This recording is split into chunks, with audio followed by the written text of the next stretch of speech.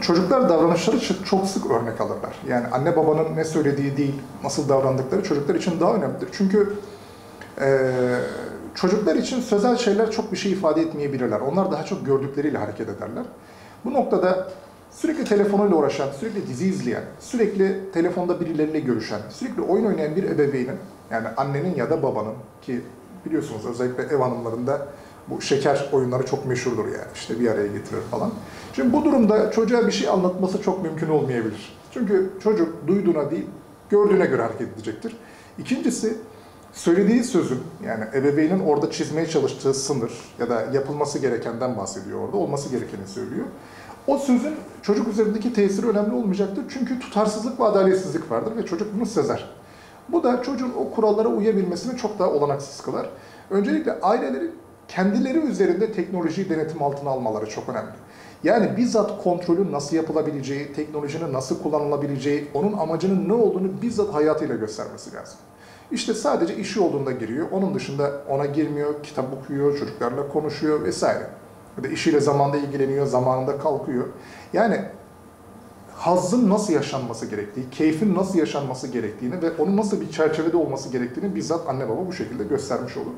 Bununla birlikte evde bir huzursuzluk varsa, bunun teknoloji bağımlılığına tetikleyebilme ihtimali çok yüksek. Yani devamlı kavga edilen, huzurun olmadığı, kimsenin kimseyi dikkate alıp önemsemediği bir evde herkesin kendi odasına çekilip telefonla uğraşması çok daha muhtemeldir.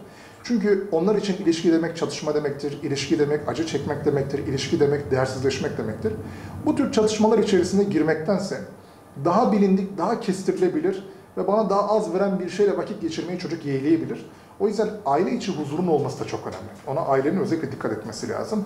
Yani davranışlarıyla bizzat örnek olacaklar. Bununla birlikte aile içi huzurun oluşmasına çok dikkat edecekler. Bununla birlikte çocuğun elinden telefonu ya da bilgisayar aldıklarında muhakkak alternatif bir şey koymaları gerekir. Yani spora mı yönlendirirler, sanata mı yönlendirirler ya da ev içi etkinlikleri mi arttırırlar ya da dışarıya çıkması ve arkadaşlarıyla görüşmesi için teşvik mi ederler?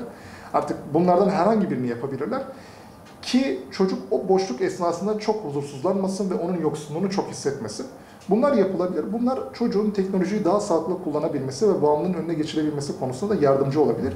Bununla birlikte son olarak çocuğun yaşına ve durumuna uygun bir sınırı ve çerçeve çizmeleri çok önemli. Yani 3 yaşına kadar biz mesela hiçbir şekilde telefonla ve bilgisayarla çocuğun iletişim halinde olmasını istemiyoruz.